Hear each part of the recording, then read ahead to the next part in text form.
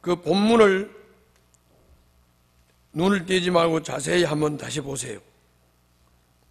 거기 보면 예수님이 주님이라고, 그러니까는 십자가에서 내 죄를 위해서 죽으셨고 죽은 자들 가운데서 다시 살아났다는 거, 그거를 입으로 고백을 하고 마음으로 믿으면 구원을 얻는다. 요거를 10절에 가가지고 또 요약을 하기를, 그 바로 9절에서 말한 그 믿음이 10절에서 마음으로 믿어서 의에 이르고 입으로 고백해서 구원에 이른다, 그렇게 말씀했습니다. 이제 저를 보세요. 오늘 설교 제목이 뭐예요? 헌신의 시간을 왜 하느냐, 그런 내용입니다.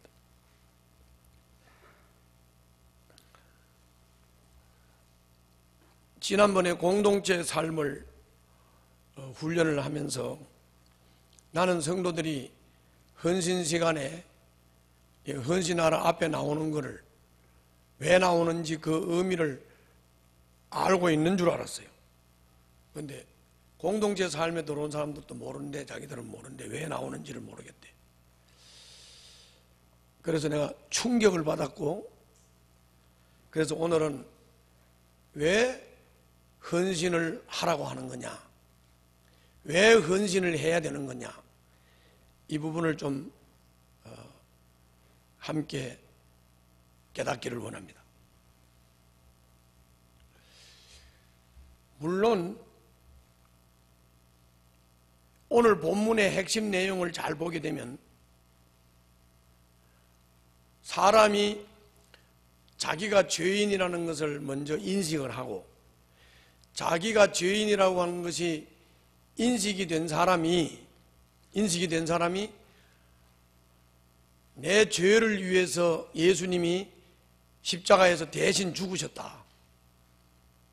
그리고 그분이, 우리는 죽으면 끝나지만은 그분은 우리 죄를 대신해서 죽으신 다음에 죽은 자들 가운데서 죽음을 이기고 부활을 하셨다.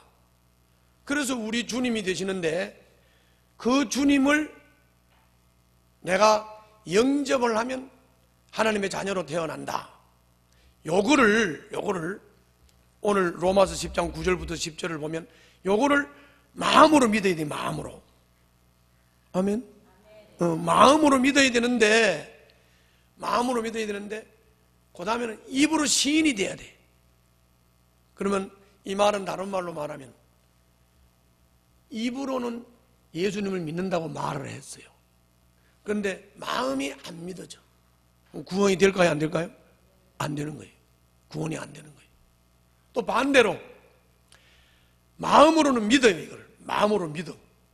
마음으로 믿는데 입으로 시인이 안 된다. 구원이 돼요, 안 돼요? 안 되는 거죠. 그러니까 마음으로 믿고 입으로 시인이 돼야 되는 거죠. 그런데 그 입으로 시인한다는 말의 의미가 뭐냐, 그거죠. 그 입으로 시인한다는 말은 그냥 한마디로 딱 정리해서 말을 하면, 숨어있는 믿음, 은밀하게 숨어있는 믿음을 드러내가지고 나타내는 걸 말하는 거예요. 드러내서 나타내는 거. 숨어있는 은밀한 믿음을 드러내서 나타내는 걸 보고 입으로 시인한다, 이렇게 말하는 거예요. 내가 성경의 예를 한번 들겠습니다. 여러분들 잘 아는 마가복음 5장 21절부터 34절에 보게 되면은 회당장 야이로의 딸이 죽을 병이 걸렸습니다. 그래가지고 이제 예수님에게 달려왔어요. 달려와가지고 우리 딸이 죽게 됐다고. 그래서 좀 살려달라고 그랬어요. 그래서 예수님이 회당장 야이로의 딸을 살리려고 지금 가는 중이에요. 예수님이 가시는데 많은 사람들이 예수님을 에워싸고 지금 회당장 야이로의 집으로 가는 겁니다. 여러 사람이 에워싸서 가는 중이니까 막 밀리고 밀치고 막 그랬겠지요. 그런데 그때 12해를 혈루증을 앓는 여자가 있었어요. 그 혈루증이라는 것은 하혈하는 병이에요. 하혈하는 병. 그것이 한두 해도 아니고 12해를 하혈을 하는 여인이 있었어요. 이 여인이,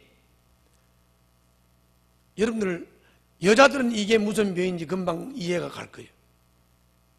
그것도 12해를 하혈을 한다고 생각을 해보세요. 혈루, 피를 흘리는 병이에요. 얼마나 힘들겠습니까? 그래서 이 여인이 예수님이 군중들 사이에 에워싸여서 막 지나가시는데 이 여인에게 믿음이 하나 생긴 거예요. 무슨 믿음이 생겼냐면, 예수님의 옷자락만 만져도 내 이 혈루가 낫겠다, 이런 믿음이 생긴 거예요. 그래서 그 군중들 사이에 이 여자가 살짝 끼어들어갔어요. 끼어들어가가지고 아무도 몰래 예수님의 옷자락을 만졌어요. 그랬더니 예수님에게서 능력이 나가가지고 이 혈루 근원이 싹 말라 비뚤어져서 치료가 됐어요. 할렐루야. 치료가 됐다고. 아무도 모를 줄 알았지요. 숨은 믿음이지요. 은밀한 믿음이지요. 그런데 예수님께서는 그걸 그냥 넘어가지 않았어요. 가던 길을 중단을 하고 돌아섰습니다. 돌아서서 얘기했어요.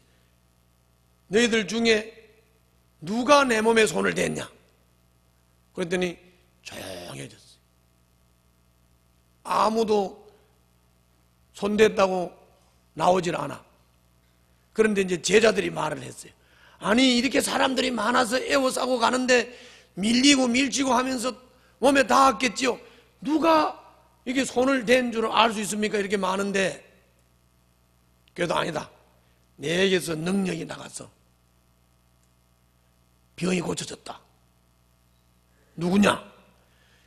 그 예수님의 아주 엄격한 앞에서 이 혈루 환자가 더 이상 속일 수가 없었어요. 그래서 고백을 했어요. 접니다. 제가 이 군중들 사이에 들어가서 예수님의 옷만 만져도 내 혈루가 낫겠다라고 하는 그런 믿음이 있어서 제가 주님의 옷을 만졌습니다. 그런데 제가 나았습니다. 이렇게 고백을 한 거예요. 그랬더니 예수님께서 네 믿음이 너를 구원했다, 이 말씀을 하시고 가셨다. 이 본문이 왜 기록됐을 것 같아요? 바로 이 혈루 환자가 예수님의 옷자락을 만지면 병이 낫는다라고 하는 그 은밀한 믿음, 숨어있는 믿음을 가지고 있었지만은 그 은밀하고 숨어있는 믿음을 가지고 자기 병이 나았음에도 불구하고 이거를 나타내지를 못하고 내가 예수님을 믿고 예수님의 이름으로 고침받았다, 예수님의 이름으로 구원받았다는 것을 나타내지를 못하고 있는 거죠. 그래서 예수님은 그 은밀한 믿음을 드러내서 숨어있는 믿음을 드러내가지고 나타내놓고 너는 이제 예수 믿는 사람으로서 당당하게 드러내놓고 입으로 시인하고 삶으로 시인하는 삶을 살아라, 그렇게 하신 것이죠. 아멘. 그러므로 믿음이라고 하는 것은 숨어서 은밀하게 믿음을 가지고 있는 것도 중요하지만 이거를 드러내서 만인이 다 알 수 있도록 나는 예수 믿는 사람이고 나는 예수 믿고 구원받은 사람이다, 이게 드러내놓는 믿음이 중요하다, 그런 말이죠. 그 믿음을, 숨어있는 믿음을 드러내는 게 뭐냐? 헌신이다, 그런 말이죠. 헌신이다, 그런 말이에요. 그럼 이제 헌신에 대해서 좀 구체적으로 얘기를 해보겠습니다. 헌신이란 뭐냐?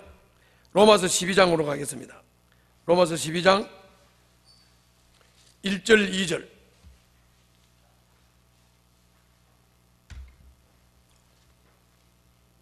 갔어요? 우리 다 같이 읽겠습니다. 시작.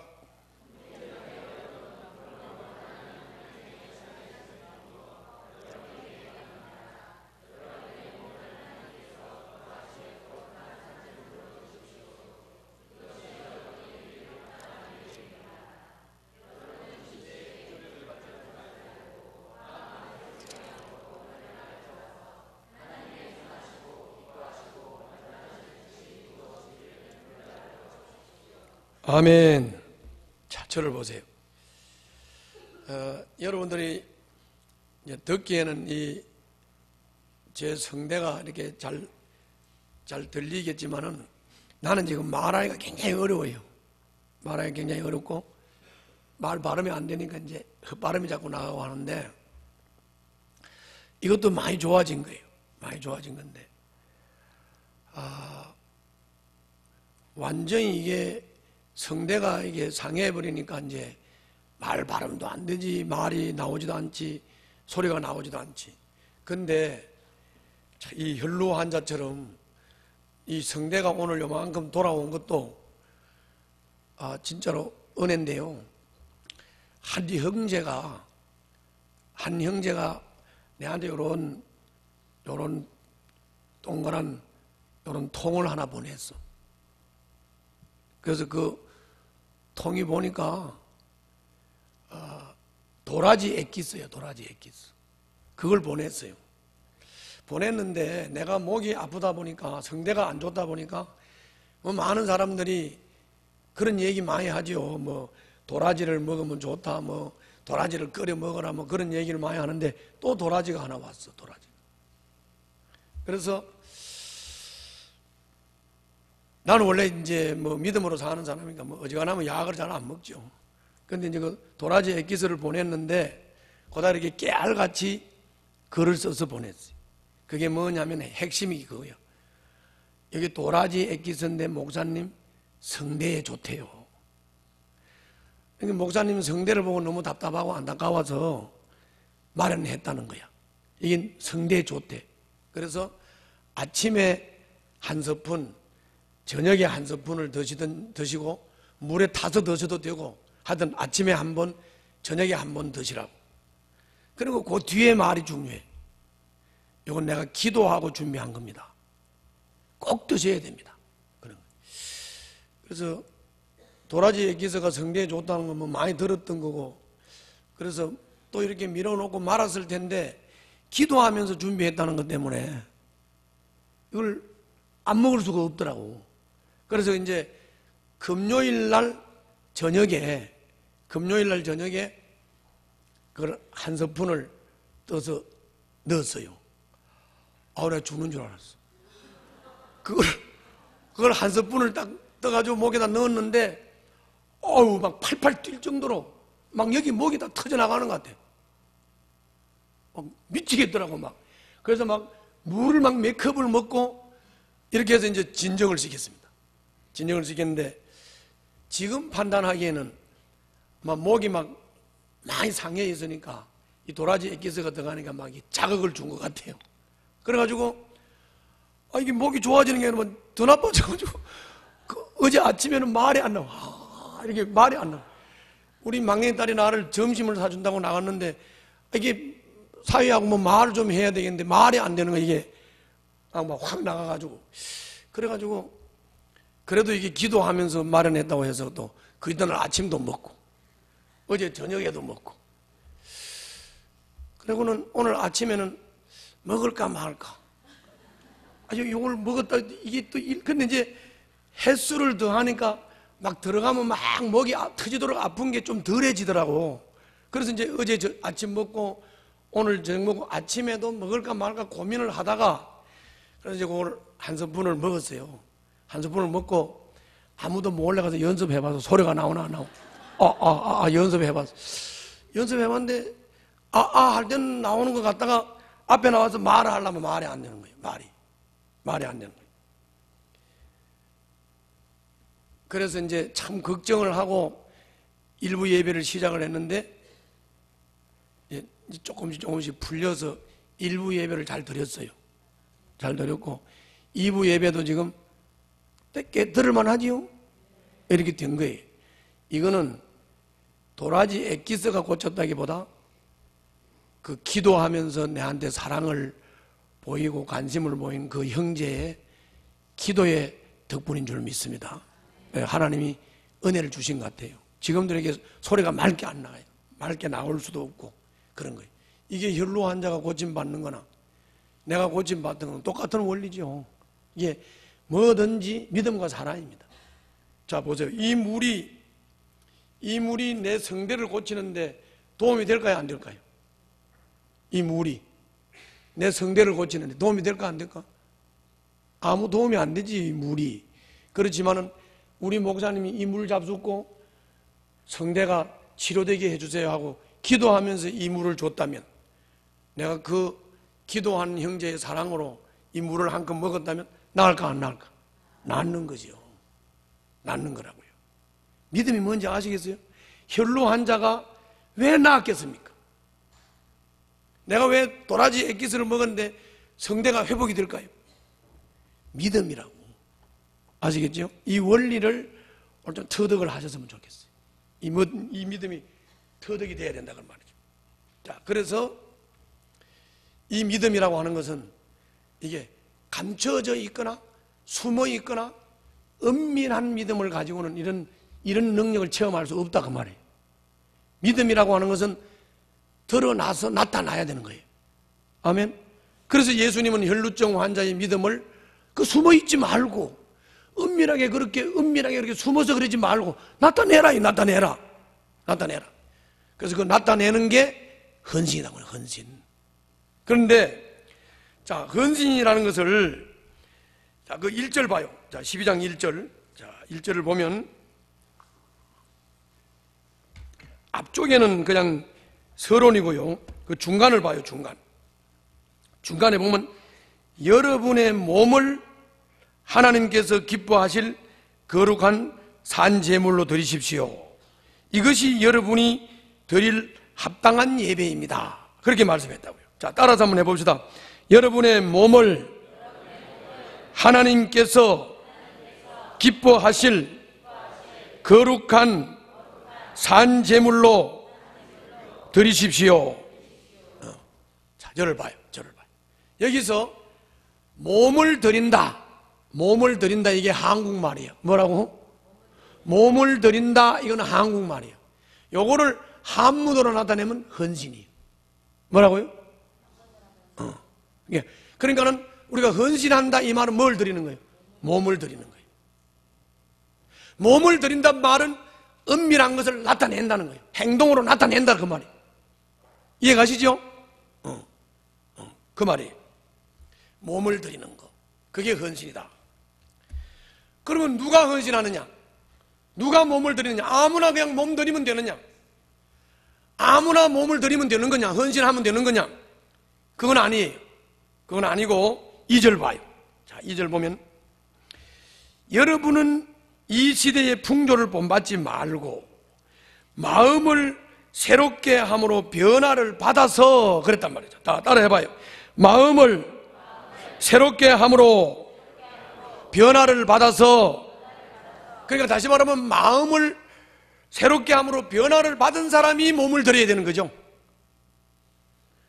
그러니까 다시 말하면 거듭난 사람이 몸을 드려야 헌신이 되는 거다, 그런 말이죠. 어떤 사람? 거듭난 사람. 예수님을 영접하고 거듭난 사람이 몸을 드릴 때 헌신이 되는 거죠. 아무나 드린다고 되는 건 아니다, 그런 말이죠. 그 다음에는 뭐라고 그랬습니까? 이 시대의 풍조를 본받지 말고, 그랬기 때문에 하나님 나라의 가치관으로 내가 확립이 된 사람, 하나님 나라 가치관이 확립이 된 사람, 이 시대의 풍조를 본받지 말라고 그랬으니까 이 시대의 풍조를 본받고 이 시대를 따라서 세상 가치관을 가진 사람 말고 따라해봐요. 하나님의 가치관으로 변화를 받은 사람, 마음이 거듭난 사람, 이 사람이 몸을 드릴 때 이게 헌신이 되는 거예요. 이 사람이 몸을 드릴 때 헌신이 되는 거예요. 자, 그런데 그러면 그 몸을 어떻게 드리느냐? 이 몸 드리는 거를 자꾸 우리가 오해를 하는 거거든요. 헌신 그러면 자기가 희생하는 거라는 생각이 먼저 딱 들어가는 거예요. 그런데 헌신은 희생하는 게 아니고 뭘 드리는 거라고? 몸을 드리는 거라고, 몸을. 그럼 몸을 어떻게 드리는 건지를 알아야 되겠죠. 몸을 어떻게 드리는 거냐, 이걸 알아야 되겠죠. 자, 2절 그 끝부분을 한번 봐요. 거기에 대해서 헌신에 대해서 분명히 말을 해놨어요. 헌신이 뭐라고 그랬습니까? 마음을 새롭게 하고 변화를 받아서 그렇죠? 따라서 합시다. 하나님의 선하시고 기뻐하시고 완전하신 뜻이 무엇인지를 분별하도록 하십시오. 그래서 헌신을, 저를 봐요. 그래서 헌신을 우리가 생각하는 거하고 전혀 다르게 말하고 있죠. 우리가 생각하는 데는 헌신하면 희생, 이렇게 자꾸 말을 받아들이는 거죠. 그런데 여기는 헌신을 그렇게 말하는 게 아니고 하나님의 선하시고 기뻐하시고 완전하신 뜻이 무엇인지를 분별하도록 하십시오, 이렇게 말씀을 했기 때문에 헌신은, 요거를 요약해서 알아듣기 쉽게 말하면 헌신은 뭐 하는 거냐? 하나님의 뜻을 분별하면서 사는 거예요. 뭐라고요? 하나님의 뜻을 분별하면서 사는 거라고. 자, 여러분들 산 제물로 드려라, 거룩한 제물로 드려라, 기뻐하시는 제물로 드려라. 그러니까 얼른 겁을 탁 먹어버리는 거예요. 아이고, 나는 주님을 기쁘게 못하는데, 나는 주님 앞에서 거룩하지 못한데, 나는 내 삶이 살아있는 삶이 아닌데, 그럼 나는 자격이 없어. 나는 헌신할 자격이 없어. 그리고는 예배를 드리러 오면 요지부동으로 쫙 장의자의 궁디를 대고 앉아서 하나님의 말씀을 듣고 하나님의 말씀을 들으면서 하나님의 뜻이 분별되고 하나님의 뜻이 깨달아졌음에도 불구하고 요지부동으로 몸들일 생각을 안 한다고 말이에요.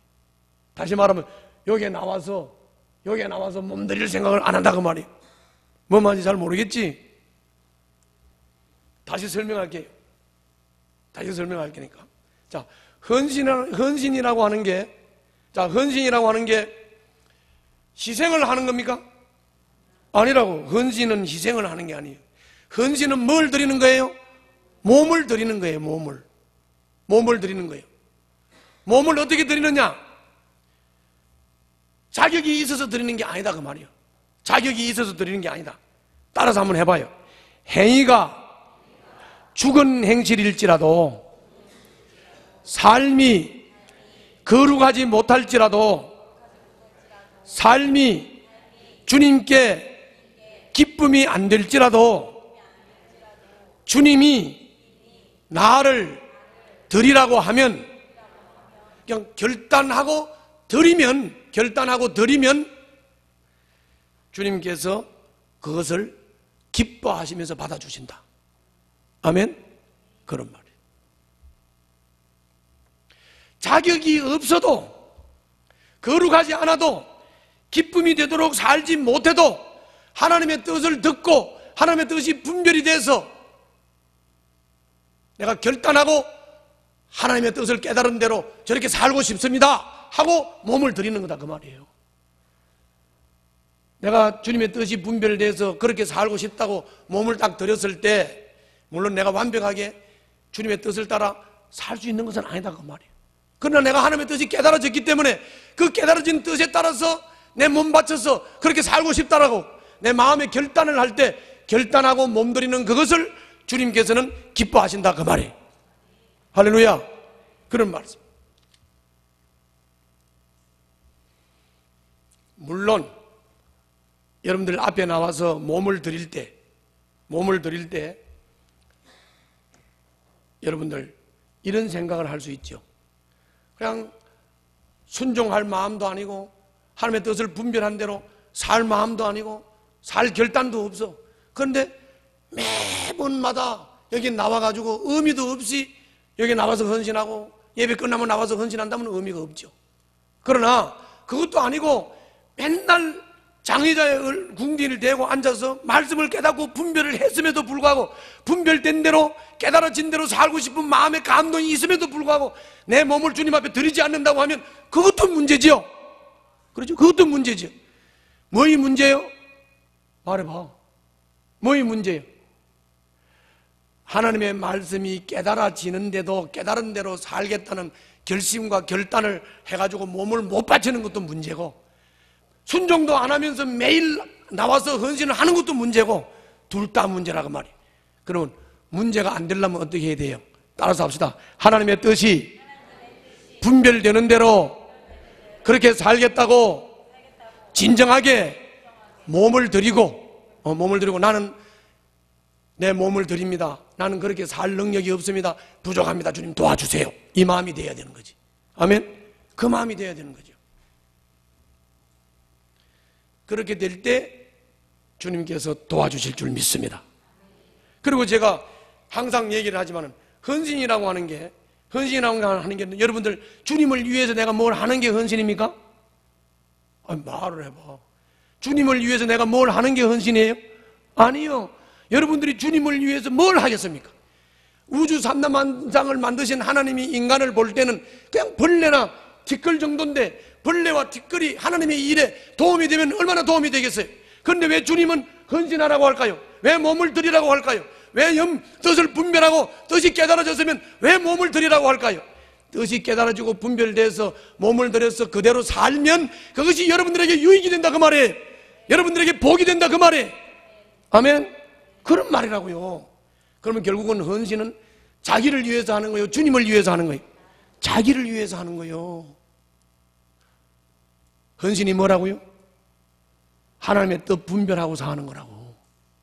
그러면 매일매일 하나님의 뜻을 분별해야 돼요? 안 해야 돼요? 분별했으면 몸을 가지고 살아야 돼? 안 살아야 돼? 살겠다고 결심하는 게 헌신이라고요. 아멘? 그렇게 살 때 주님께서 도와주시는 거예요. 그래서 여러분들이 주일날 설교를 듣는 것은 다른 게 아니고, 하나님의 뜻을 분별하기 위해서 설교를 듣는 거예요. 그럼 설교를 들었으면 뜻이 분별되겠죠? 분별이 되면 여러분 분별된 대로 살겠다고 결심을 하세요. 그 결심을 하고 몸을 움직여서 앞에 나와서 드려보세요. 그 사람은 그렇게 살도록 주님께서 도와주실 줄 믿습니다. 그렇게 살면 주님께서 축복하는 그런 사람이 될 줄로 믿습니다. 할렐루야. 다시 한번 따라서 합시다. 하나님께서 내가 어디에서 뭘 하기를 원하시는지 매일 분별하자. 할렐루야. 그걸 매일 분별하고 살아야 돼. 이거 화면 좀 비춰봐요. 일부 때는 간증하는 한 번씩 시켜놓으면 너무 길게 해가지고 시간이 없어서 못했는데, 지금도 좀 못할 상황인데 지금 요것만 하고 가겠습니다. 자,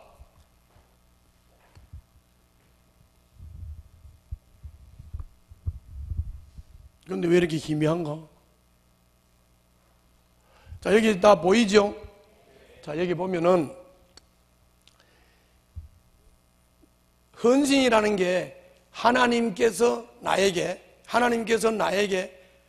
어디에서 뭘 하기를 원하시는지 뜻을 분별하는 게 헌신이라고 그랬죠? 그러면 어디에서는 답이 정확하게 나오죠?